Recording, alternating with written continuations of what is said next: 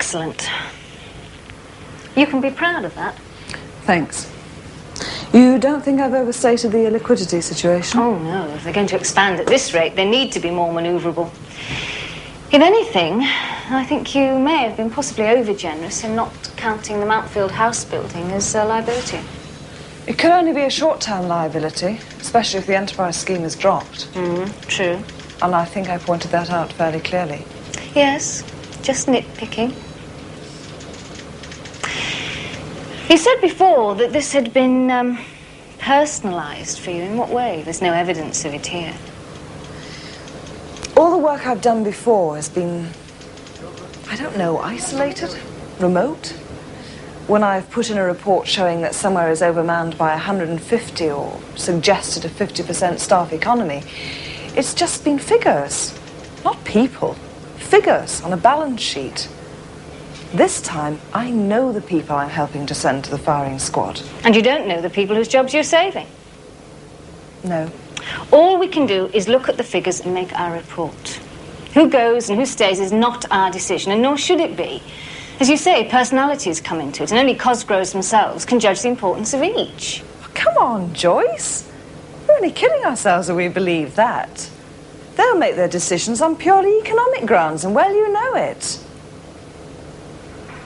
Simply more aware of the human results of my work. Which is that a firm which employs over 400 men will remain in business with a loss of perhaps, 50 or 60 men. I mean, think of the 350 whose jobs you're probably helping to save. I have tried to. Jonathan McCabe. What's going to happen to him?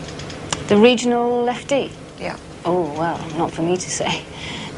Speculate. Well, I can't yet. There's one or two reports I'll have to read before I can make any individual assessment, and even then it's only speculation. I would value your opinion. I'll read them tonight and let you know in the morning, okay? Thanks. Is he a friend? Sort of. Oh, I don't know, Bob. Why, what's the problem now? If we just let him apologise and pretend that nothing happened, it'll look like he got away with it. Well, nothing did happen. Well, nothing serious. Look, I think it's in everyone's interest if we get the two of them together. Oh, come on, this has gone on long enough. I see. So you're willing to compromise your principles in order to avoid any bother? I'm compromising nothing, am I? I just want a solution that's acceptable to both sides. What if we don't find it acceptable? Hey, less of the we. We're the union, not just the female side of it, you know. Listen, I think we should leave it to Cheryl to decide whether she wants to accept Jerry's apology or not. And don't you be going to her beforehand and causing more trouble. I'm here to advise her. Well, advise her to listen to Jerry. And then make her mind up, all right? Oh, that's a typical male remark. You can only see things from one viewpoint. Aye, that's a bit sexist, isn't it?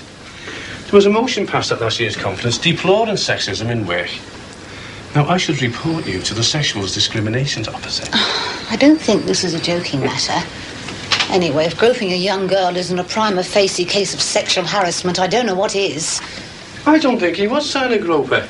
I think he was just trying to snatch a Christmas kiss. She said he touched her breasts. Possibly he did. But if I tried to snatch a kiss off you, I'd come in contact with your breasts, wouldn't I?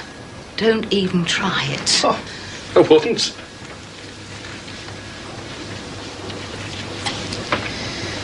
What time are they due? 1 o'clock.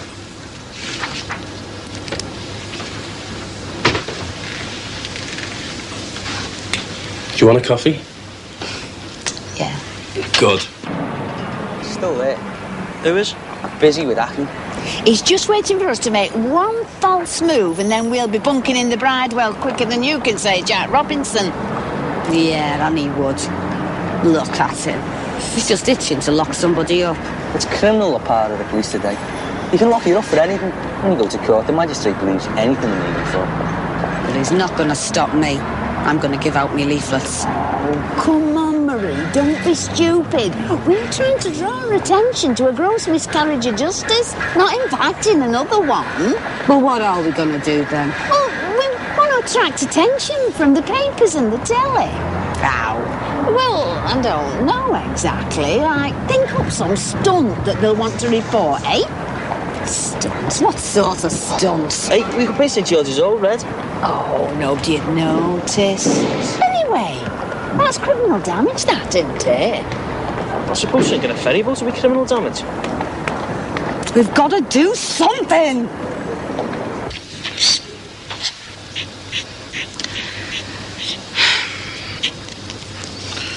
We did say 1 o'clock, you know. We still got a couple of minutes. Before he does come, I'd just like to remind Cheryl that this wasn't an isolated incident, and we must bear in mind everything else that has happened to you since you started work here. Yeah, but it was the first time Mr. Dwyer done anything. That's beside the point. The incident at Christmas was the final straw. I thought you were only giving her a bit of advice. It sounds to me, love, as though you're telling her what to think. It's all right, Mr. Grant. I can make up my own mind about things. I know exactly what happened and why. What I didn't know was that it caused all this bother. You didn't cause the bother. We know that. Just let the girl speak, will you? Go on, love. Well, Miss Hanson said that Jerry, Mr. Dwyer, wanted to apologise. Yeah, that's right. Well, I'd just like to hear what he's got to say and then make my mind up whether to come back or not. Good. Let's not prejudice the issue, eh?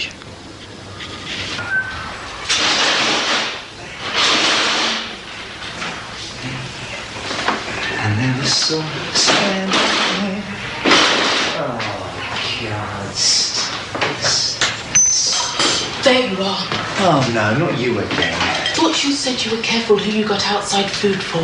I am. What's up? Well, I've just found a pre-op patient eating a Chinese takeaway. He's not supposed to eat anything for 12 hours. There's a dirty big sign on his bed telling anyone who can read that. And yet he still gets hold of food. I've had to take him off today's list and there's hell up from theatre. Yeah, well, that's Dougie. Dougie? Who's Dougie? Well, Dougie's another porter. He's on Chinese today. What, you mean there's more than just you on this racket? Of course there is. It's a big hospital, Kate. Divided into 4 with 3 of us on each section. So there's 3 of you on this floor? Well, you need 3, don't you? 1 fish and chips, that's me today. Dougie's on Chinese and Nodger's on Chinese and rolls. Things like that. I don't believe it. Where is Dougie? I want to speak to him. You know Dougie. Been here for years. Got a bit of a limp. Ah, so that's Dougie. Yeah, that's Dougie. God, you didn't even know his name, did you? You must see him every day. I suppose all porters look the same, don't they, nurse? Well, I know his name now. Tell him I want to speak to him, or I'll report him and you and all the rest. How can you? You wouldn't know their names. They're just porters. Anyway, I'll speak to Dougie. Leave it to me. Pat! Leave it to me, nurse.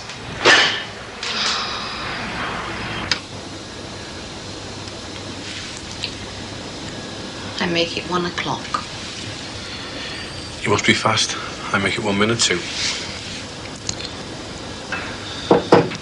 Come in, Jerry. So I'm not late, am I? No, come in, lad. Cheers. Coffee there if you want any. Cheers, mate.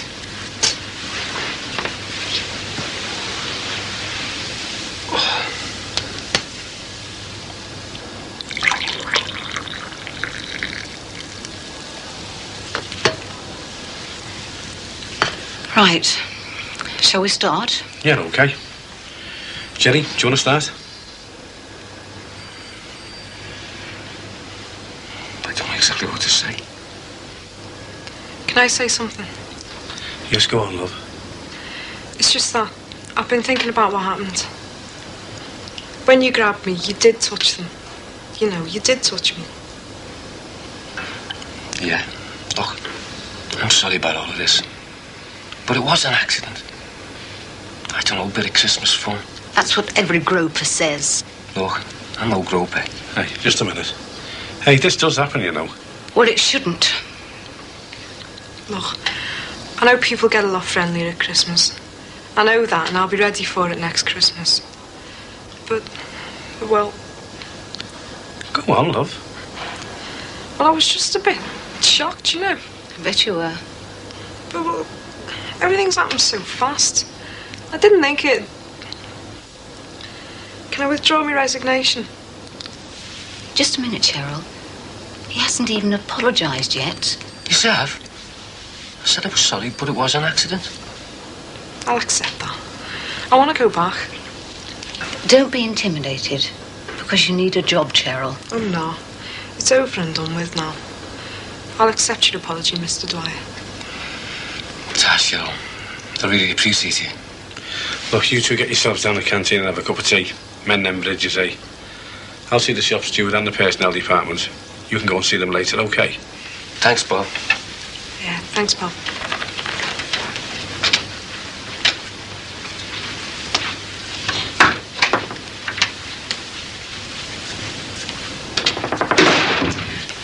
Thanks, Bob. Come on, don't be like that. You've just given every lech in this factory a license to grope. Sometimes you let your dedication get in the way of logic, you know. Maybe that's because I'm female. Look, I want to see things improve, don't I? I've got 2 daughters of my own, remember? One of them's only just come into the world. I'm back to square one, aren't I? Worrying about her future. Worrying about what I can do to make things better.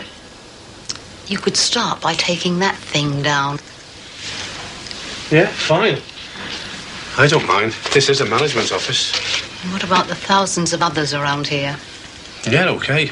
I don't think it'll be easy, but we'll have a go for it, eh? Thanks, Bob.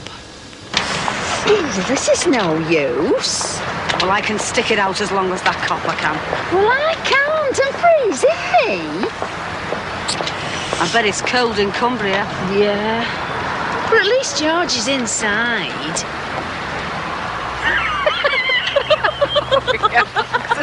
Hey, Mum. Hey, have you two thought of any flaming stunts yet? Yeah, we thought we could plough Brookside Park, but no one knows. Oh, God, help. No, listen, you want a stunt that'll get in the papers, right? Yeah. Right. Well, we've got an idea that'll get in the papers, on the telly, everything. Yeah, come on, Darky. What are them two up to? I don't know, but I hope it's nothing illegal.